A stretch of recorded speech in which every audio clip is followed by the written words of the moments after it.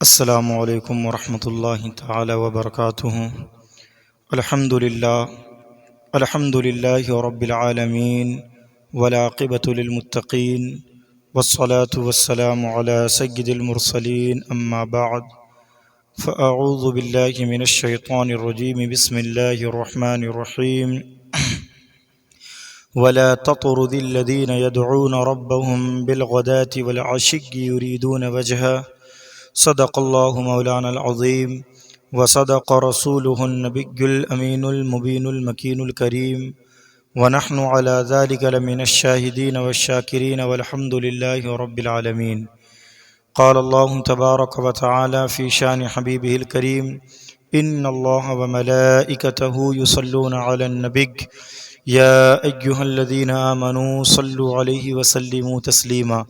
بارگاہ رسالت میں نہایت ہی ادب و احترام کے ساتھ درود پاک کا خراج عقیدت پیش کریں۔ پڑھیے اللہم صلی علی سیدنا شفیعنا حبیبنا مولانا بارک وسلم صلاۃ و سلاما علیک یا رسول اللہ صلی اللہ تعالی علیہ وسلم۔ اقبال قلندر لاہوری نے کہا تھا، جب عشق سکھاتا ہے آداب خود آگاہی، کھلتے ہیں غلاموں پر اسرار شہنشاہی۔ عطار ہو، رومی ہو، رازی ہو، غزالی ہو، کچھ ہاتھ نہیں آتا بے آہ سحرگاہی۔ اے طائر لاہوتی اس رزق سے موت اچھی، جس رزق سے آتی ہو پرواز میں کوتاہی۔ آئین جواں مرداں حق گوئی و بے باکی، آئین جواں مرداں حق گوئی و بے باکی، اللہ کے شیروں کو آتی نہیں روباہی۔ عزیزان گرامی وقار، آج جو میں آپ کے سامنے حاضر ہوں اور جس بیان کو میں نے اپنا موضوع سخن بنایا ہے، اس کا تعلق ایک عاشق رسول سے ہے، ایک محب رسول سے ہے، شیدائی رسول سے ہے، جسے دنیا، جسے زمانہ حضرت بلال بن رباح رضی اللہ تعالی عنہ کے نام سے جانتا ہے۔ کون بلال؟ بلکہ میں کہوں وہ بلال جو عشق رسول کا استعارہ ہو گیا، کہ جہاں جہاں پر عشق رسول کی بات آئے گی، محبت رسول کی بات آئے گی، تو حضرت بلال رضی اللہ تعالی عنہ کا تذکرہ ہوگا۔ حضرت بلال رضی اللہ تعالی عنہ کی وہ ذات ہے کہ جسے دنیا جانتی ہے اور پہچانتی ہے، اور صبح قیامت تک لوگ اس عاشق رسول کا تذکرہ کرتے رہیں گے۔ میں آپ کو بتاؤں کہ حضرت بلال رضی اللہ تعالیٰ عنہ کی ذات کیسی ذات تھی۔ ابتدائے اسلام کا دور تھا، جس وقت مسلمان ہونا، ایمان لانا، اسلام لانا موت کے مترادف تھا۔ یعنی کہ کوئی بھی مسلمان ہوتا، کوئی بھی اسلام لاتا تو کفار اسے تہہ تیگ کر دیتے، اسے مار دیتے، اسے ختم کر دیتے، اور اگر مار نہ سکتے تھے تو ہر ممکن ہر کوشش وہ اپناتے تھے کہ کس طرح ہم اہل ایمان، اہل اسلام کو ہم دنیا سے، صفحہ ہستی سے ختم کر دیں، مٹا دیں، ظلم و جبر کے پہاڑ توڑ دیں۔ حضرت بلال رضی اللہ تعالیٰ عنہ کی جب سیرت کو آپ پڑھیں گے تو آپ کو بخوبی یہ بات معلوم ہوگی کہ کیا زندگی گزری ہے حضرت بلال رضی اللہ تعالیٰ عنہ کی۔ ابتدائے اسلام میں آپ کو کافی آزمائشوں کا سامنا کرنا پڑا، کافی دقتوں کا سامنا کرنا پڑا۔ آپ غلام تھے امیہ بن خلف کے۔ امیہ بن خلف آپ کو بہت زیادہ مانتا تھا، چہیتے تھے، یہاں تک مانتا تھا کہ اس نے آپ کو بت خانے کا انچارج بنا دیا تھا۔ حضرت بلال کو بت خانے کا انچارج بنا دیا تھا۔ تو جب حضرت بلال کی نظر محبوب پروردگار پر پڑی، جب بلال کی نگاہوں نے پیارے آقا علیہ الصلوۃ والسلام کی زیارت کی تو دل دے بیٹھے، تو دل عاشق رسول ہو گیا، شیدائی رسول ہو گیا، اور زبان پر کلمہ جاری ہو گیا، لا الہ الا اللہ محمد الرسول اللہ صلی اللہ تعالیٰ علیہ وسلم۔ دل دے بیٹھے حضور کے دیوانے ہو گئے۔ اب پھر ایسے دیوانے بنے، ایسے مسلمان بنے کہ رہتی دنیا تک آپ کا نام باقی رہے گا، آپ کی یاد باقی رہے گی۔ جب آپ اسلام لے آئے، امیہ بن خلف کو معلوم چلا تو وہ بہت برہم ہو گیا، بہت ہی جتنا مانتا تھا اس کا برعکس ہو گیا۔ اب ہر ممکن کوشش کر کے وہ آپ کو پریشان کرنے لگا، تکلیفیں ڈالنے لگا۔ تاریخ کہتی ہے، تاریخ کے اوراق ہمیں یہ بتاتے ہیں کہ اس قدر آپ پر ظلم کیا گیا، اس قدر آپ کو ستایا گیا کہ آپ کا آقا امیہ بن خلف آپ کو مکے کی پتھریلی زمین پر سیدھا لٹا دیتا اور آپ کے سینے پر پتھر کے چٹان رکھ دیتا تاکہ آپ ہل نہ سکیں، تاکہ حضرت بلال رضی اللہ تعالیٰ عنہ کو خوب تکلیف دی جا سکے۔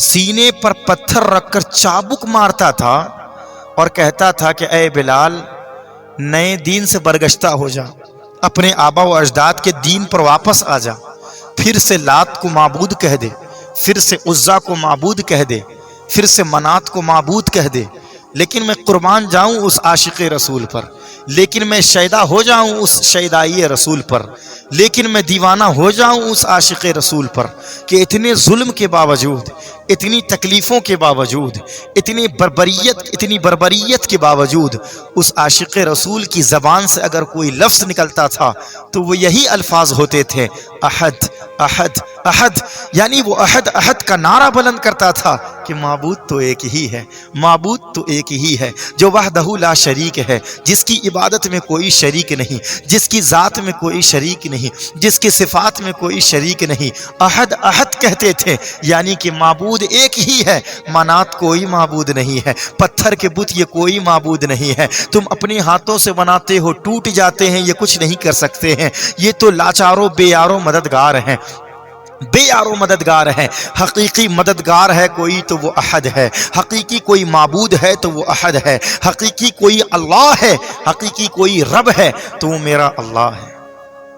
یہی چیز میں آپ کو بتانا چاہ رہا ہوں، ایمان والوں کی یہ پہچان ہوتی ہے، محبت والوں کی یہ پہچان ہوتی ہے، اسلام والوں کی یہی پہچان ہے کہ کتنا بھی ظلم ان کے اوپر کیا جائے لیکن وہ اسلام سے برگشتہ نہیں ہوتے ہیں، بلکہ وہ ہر آن ہر وقت اسلام پر قائم دائم اور ثابت قدم رہ کر بتاتے ہیں کہ ہماری جان، ہمارا مال، ہماری عزت و آبرو یہ سب ہیچ ہے اسلام کے سامنے، یہ سب ہیچ ہے پیارے آقا علیہ الصلوۃ والسلام کی محبت کے سامنے، حضور کے سامنے یہ ساری چیزیں ہیچ ہیں۔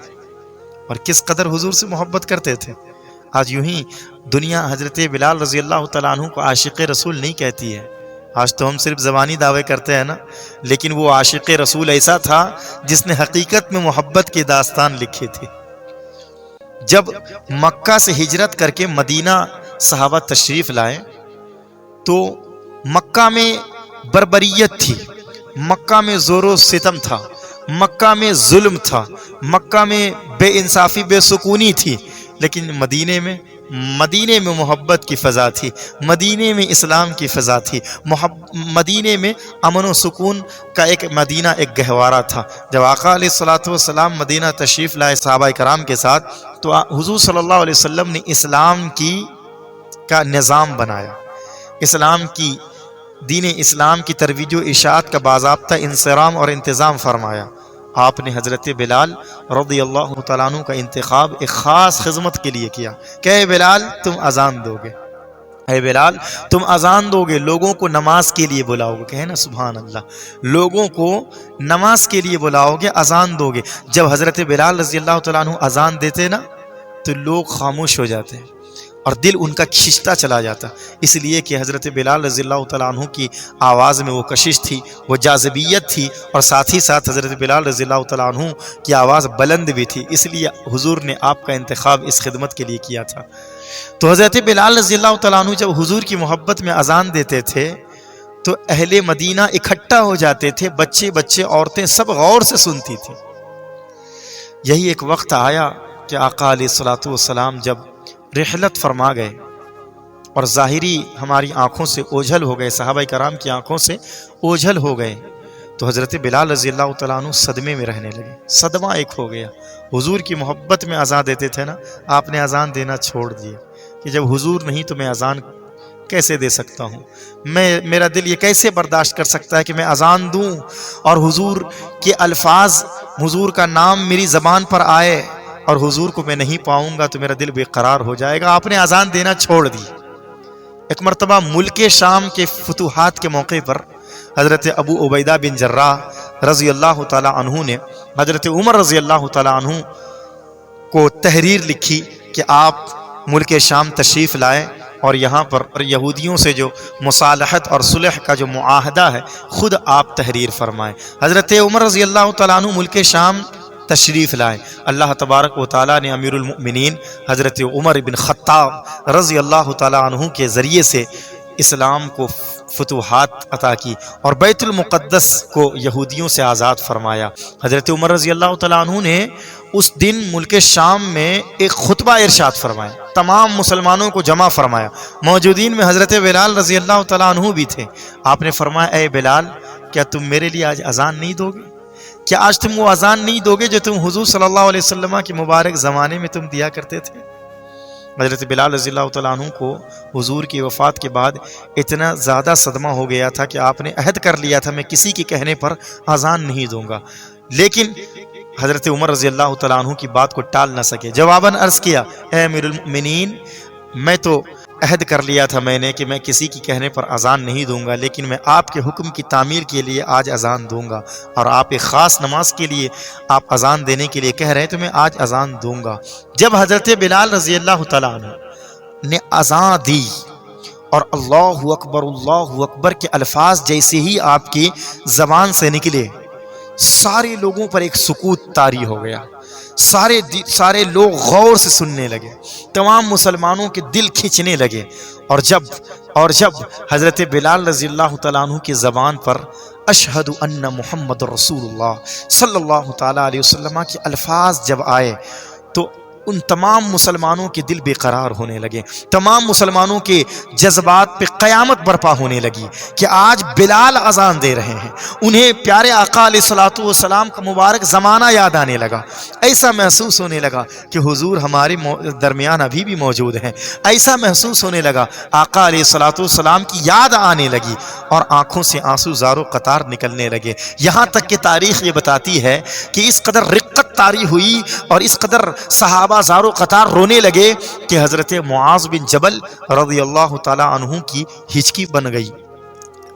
امیر المؤمنین حضرت عمر رضی اللہ تعالی عنہ نے ہزار مشکل کے بعد انہیں صبر دلایا۔ یہ حضرت بلال رضی اللہ تعالی عنہ کی اذان کا عالم تھا۔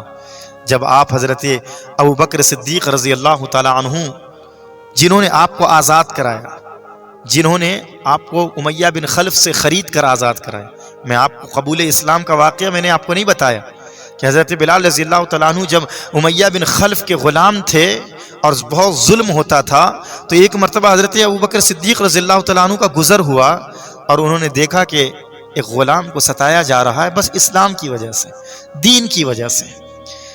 تو امیہ بن خلف نے کہا کہ اتنی رواداری ہے تمہارے اندر اے ابوبکر، اتنی مروت ہے تو کیوں نہیں تم خرید لیتے ہو اس غلام کو؟ حضرت ابوبکر صدیق رضی اللہ تعالیٰ عنہ نے کہا اس سے مضبوط اور طاقتور غلام میرے پاس ہے، تم اس کے بدلے میں تم اسے مجھے دے دو۔ حضرت ابوبکر صدیق رضی اللہ تعالیٰ عنہ نے ایک غلام کو دے کر اور 5 اوقیہ سونا، جو تقریباً 32 تولہ سونا ہوتا ہے، اس کے عوض آپ نے حضرت بلال رضی اللہ تعالیٰ عنہ کو خرید کر آزاد کر دیا۔ سبحان اللہ۔ تو فروخت کرنے والے نے کہا تھا کہ اے ابوبکر، تم نے 5 اوقیہ سونے دیے ہیں، تم اگر ایک اوقیہ سونے دینے پر اگر اڑ جاتے تو میں اس کے عوض بھی میں اسے بیچ دیتا، فروخت کر دیتا بلال کو، یہ میرے لیے اتنا قیمتی نہیں ہے۔ حضرت ابوبکر صدیق رضی اللہ تعالیٰ عنہ نے جواب دیا کہ اے امیہ بن خلف، تو 5 اوقیہ اور 1 اوقیہ کی بات کرتا ہے؟